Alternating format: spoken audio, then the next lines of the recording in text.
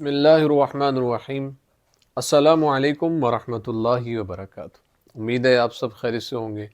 اللہ پاک مجھے اور آپ کو بہت سی برکتیں عطا فرمائے، اور اللہ تعالیٰ میری اور آپ کی تمام مشکلات کو، پریشانیوں کو، تکلیفوں کو، دکھوں کو، غموں کو اپنے کرم کے ساتھ دور فرما دے۔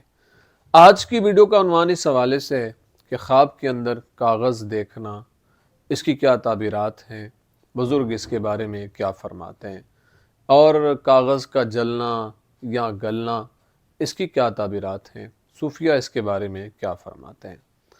اگر انسان خواب کے اندر یہ دیکھتا ہے کہ اس کے پاس سفید اور پاکیزہ کاغذ ہے، تو یہ اس بات کی طرف اشارہ ہے کہ جتنے زیادہ کاغذ اس کے پاس ہوں گے، اسی کی مقدار اللہ تعالیٰ خواب دیکھنے والے کو مال اور عزت عطا فرمائے گا۔ اس لیے اللہ کے حضور اس کو شکر ادا کرتے رہنا چاہیے اور دعاؤں کا سلسلہ جاری و ساری رکھنا چاہیے۔ اگر کوئی انسان خواب کے اندر یہ دیکھتا ہے کہ اس کا کاغذ جو ہے وہ پانی میں گل گیا ہے یا آگ میں جل گیا ہے، تو یہ اس بات کی طرف اشارہ ہے کہ اسی قدر اس کی عزت میں اور اس کے مال میں نقصان ہوگا۔ اس لیے اللہ کے حضور اس کو استغفار کی کثرت کرنی چاہیے اور اللہ کے حضور دعاؤں کا سلسلہ جاری و ساری رکھنا چاہیے۔